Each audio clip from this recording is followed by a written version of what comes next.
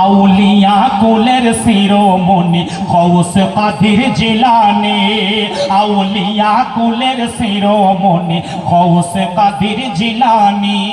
শেষ ছন্দে একেবারে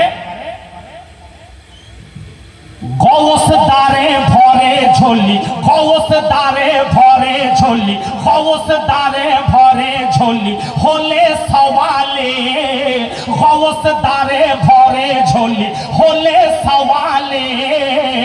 আর গৌস পাকের কারামতে দেখো চোর হলো বলে।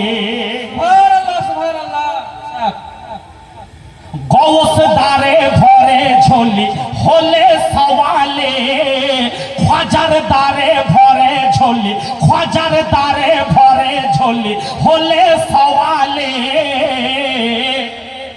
আর খ্বাজা পিয়ার কারামতে